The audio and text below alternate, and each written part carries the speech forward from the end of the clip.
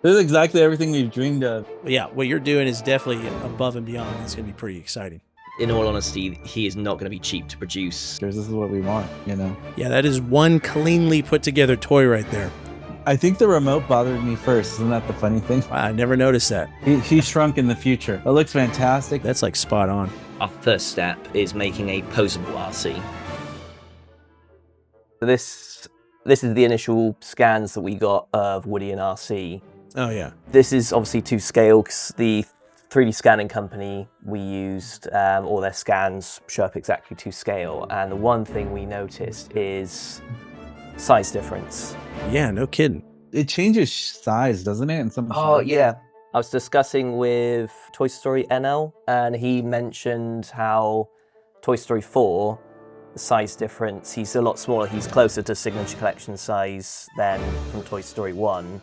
But Toy Story 1 and 2, I think he's a bit more correct scale. He shrunk in the future. Yeah, maybe the plastic just over time. Maybe that's how they're kind of passing it off. So yeah, so when you're looking at the size difference, you can see like how much bigger he is supposed to be. And we have roughly already scaled up to size. So this is 2i what we roughly think his scale should be. Yeah, that looks good. Yeah, it looks like it. This is a minor bend. It's already almost there. Yeah, especially if you line up the tip of Woody's hat to like the back of RC's eyes, it's almost like where Woody is in that picture. That's like spot on. Yeah, that looks right, because that's exactly how I felt, like ratio wise, what you did there. That in my mind, I always saw it like that. Yeah. Like I saw it like right here. So you did a good job with the research, because that looks really, really good. Yeah, and that spoiler in the back, you made it more it's better because Buzz actually has room to sit on it. We also noticed as well, so you look at the back of your Signature Collection RC, the backside details are not as accurate as they should be. So he's, I think on the Signature Collection, because mine's in pieces in the back at the moment, but it's all one piece, and it's blue, isn't it, on these back joints here. So you got the two back joints that are black. I believe those are just blue and are plastic on the Signature Collection. That looks like a rubber cap. What? Yeah. Yeah, that's like they put real car, I don't know what that is called, bearings. I don't know what that is, but like that's legit how it is on a vehicle. How they did in the movie. Yeah. So I think for us, I think we'd probably maybe do that in a silicone. So it's a flexible part. So if you're going to bend his back wheels like we've talked about, you can do that and it will flex with that. That'd be perfect. And then you'd have the spring that kind of can move with that. Yeah. I think the remote bothered me first. Isn't that the funny thing? Yeah. And then the second thing that bothered me was then, oh yeah, it's a little underscaled. Okay, you know. Then you start noticing other things, but I was happy with the toy for what it was. This is the one we worked on first. Nice. So there's still some, we've paused the design for now because the other thing we want to figure out, if we're going to make it an electronic version, we obviously need to make sure we build in a room for the components to properly fit in. But we at least thought, let's get the aesthetics down, let's get the overall design, and then we can figure out the Yeah, that looks great. properly. Because one thing they've never put in any of the 3D scans or anything, but it's the tire. So that's one of the biggest details we definitely want to include and get right. Oh yeah, what does that say? I never. Yeah, good tire and then mud eater, and that's the same in all four wheels. Yeah, that looks a little tough. But if you have a plan, then it shouldn't be, I guess. It's just getting I think the font right. That's gonna be the biggest one. I've tried to throw it into, there are programs where you can throw it in and say, what's this font? But because the screenshots are so low quality, it can't figure it out. So I'm having to run through hundreds, if not thousands of fonts by eye to see which one lines up the best. Once we got that right, it should relatively be simple for us in Blender to get that onto the wheel. You notice that when you deep dive the collection line or signature collection line, you can tell where they skimped on the detail, like, oh, it'd be a little tough, so we'll just skip over that detail, right? Yeah. But you're catching those 90%, 10% from the 90%, so that's good. But the underside of RC is, I definitely think, Toy Measles. Yeah, for sure. That's one thing for sure. I understand why toy companies do it. Yeah. You know, it makes sense for accessibility. Yeah. But then if you're screen matching, it doesn't always make sense, you know. But Yeah. So we can see we got like 1, 2, 3, 4, 5, have to assume 6 screws along the base there. Yeah, that is one cleanly put together toy right there, especially for what he does. like I'm sure there's a cheat where you could use components that already exist for generic RC cars. You know Yeah. what I mean? And then just Yeah. kind of hack the motor for that, right? Or the system. Yeah, there's even build kits. You can, even some of them where you get the full set where you've got your top base for whatever vehicle you've got, and then you've got the wheels and everything. And there are some that can get up to about 40 to 50 miles per hour, which, from the look of Toy Story 1, I reckon RC is at least going 30. Oh yeah, to catch up to that truck. But there is still challenges with making sure that the RC is durable enough to withstand driving around at high speeds. Yeah, I actually have one of those. I have a Kyosho, and that's exactly it. And what's interesting is, yeah, to access the internals, you have to, there's little clips, and you take the entire car off. But what's interesting is the part that you take off is actually, when you handle it, it doesn't seem durable, but it's actually very thin, like a plastic. So that when you crash into stuff, it doesn't just break. It's kind of got a lot of bend to it. So I imagine if you did make an RC car that was that screen accurate and, you know, made out of plastic and not this, like, you know, cheap, thin plastic, it going 50 miles per hour, you hit something, that thing's probably going to fall apart. Yeah. So Drive it at your own risk.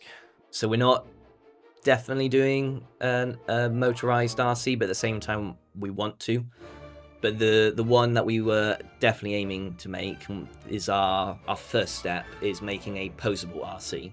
So he won't have electronics in him that can make him move, but we might add in, say, lights in his remote, add in maybe some sounds into him, but we'll put in an armature so that you can pose him for shelf display and basically pose him as much as you could that you see in the films, if that makes sense.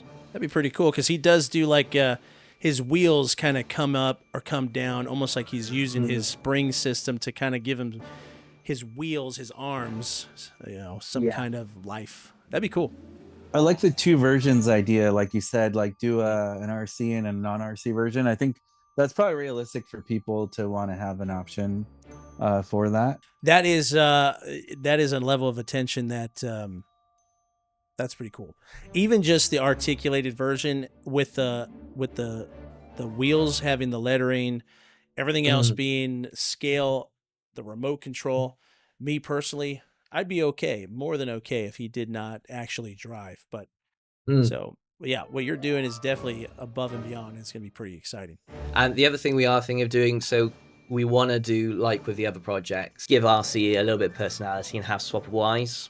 So you can have some where he's looking tired, fatigued, upset. That'd be cool. The main idea we've got at the moment for our project, this is our concept sketch, which we worked on. Reason why we did a concept sketch is it was kind of a good practice for us to just dive into all the details before we started 3D modeling and just see what was necessary. But we're going to be producing this as a poster. So we're in talks with a printer at the moment. They're sending us a proof of copy hopefully next week. So this poster is kind of going to help fund the project, at least the initial stages. That looks like what they use in like the movie. That looks really good. No, I appreciate that.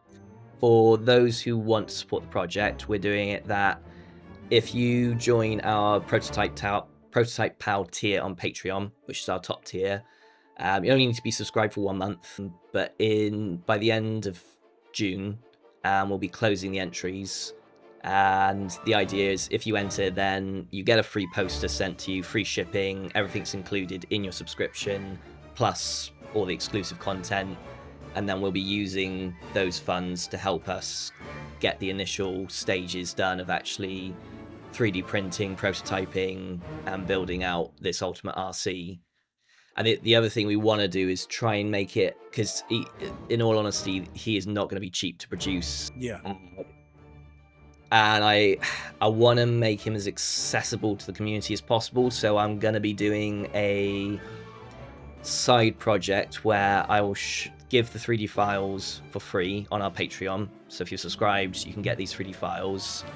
And we'll do a step-by-step process on how to build him. Just to give, as many people as possible that screen accuracy. Well, that's a good idea, because then you have, you can cover as many different budgets as possible. Yeah, still get it out there, Well, I'm happy to be a part of it and, promoting it and doing whatever you need from me. Yeah, man, I'll be joining the Patreon and doing what I can. This is awesome, man. This is exactly everything we've dreamed of, as a Toy Story prop collectors. This is what we want, because that was fun. So yeah, you're the next pioneer in like the next wave of the future. What can we do to make it more accurate? So I appreciate you putting the time into it. It looks fantastic. I can't wait to dive more into the details, and like everything you're highlighting is perfect. Like we have a lot of conversation pieces, so it's gonna be great. We're currently developing our biggest project yet. What's he doing? A fully movie-accurate RC built at screen-accurate scale, which is even bigger than the Disney Signature Collection version. He's at it again!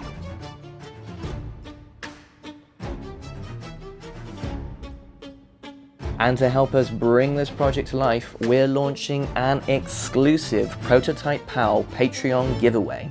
From now until the end of June, the first 100 of our Prototype PAL supporters will receive a limited edition RC concept sketch poster featuring the artwork from our early design phase of the project.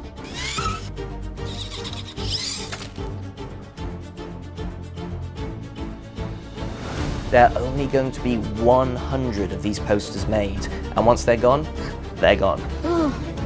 We're also shipping worldwide, so no matter where you are, you can be a part of it. You did it! If you want to be one of the exclusive 100 people to get these exclusive posters, now is the time to join.